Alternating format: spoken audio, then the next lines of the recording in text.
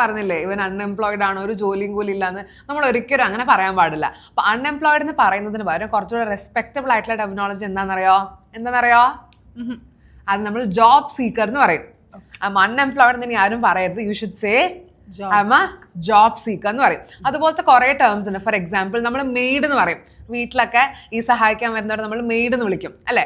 Made എന്ന് പറഞ്ഞാൽ അത്ര റെസ്പെക്റ്റബിൾ അല്ല. ഇതിന് പകരം എന്താ പറയാന്നറിയോ? ഹൗസ് കീപ്പർ എന്ന് പറയാം, അല്ലെങ്കിൽ ഹെൽപ്പർ എന്ന് പറയാം. സോ നമുക്ക് വളരെ അത്യാവശ്യമുള്ള ഒരു സർവീസ് ചെയ്തു തരുന്ന ആൾക്കാരാണ്. So you call them a helper എന്ന് വിളിക്കാം. അതേപോലെ നമ്മൾ ഹൗസ് വൈഫ് എന്ന് പറയും ഇല്ലേ. വീട്ടമ്മയെ നമ്മൾ ഹൗസ് വൈഫ് എന്ന് പറയും. അതിന് പകരം എന്താ പറയാ?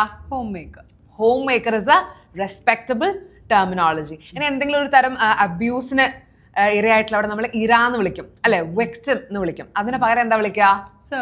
സർവൈവർ എന്ന് വിളിക്കണം. ഇങ്ങനെ ഒരു ബുദ്ധിമുട്ട് അതിജീവിച്ച് വന്നവരാണ് അതിജീവിത എന്ന് വിളിക്കും. Okay, you should call them a survivor എന്ന് വിളിക്കണം.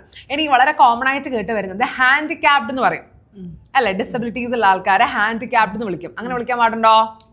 You call them a differently abled എന്നോ അല്ലെങ്കിൽ A person with special abilities എന്നാണ് നമ്മൾ വിളിക്കേണ്ടത്.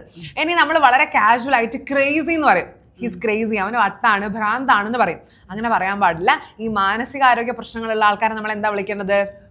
A person with mental health condition. Yes, a person with mental health condition. അപ്പോൾ നമ്മൾ പറയുന്ന ഡെയിലി യൂസ് ചെയ്യുന്ന പല ടെർമിനോളജീസിൻ്റെയും റെസ്പെക്റ്റബിൾ വേർഷൻ പഠിക്കാൻ നമ്മൾ ബാധ്യസ്ഥരാണ്. അപ്പോൾ ഇതുപോലെ ഒരുപാട് കാര്യങ്ങൾ, ഇൻഫർമേറ്റീവ് ആയിട്ടുള്ള കാര്യങ്ങൾ ഫൺ ആയിട്ട് ഈസി ആയിട്ട് നിങ്ങളുടെ ഷെഡ്യൂളിന് പഠിക്കാൻ വേണ്ടി click on the link below and join English house.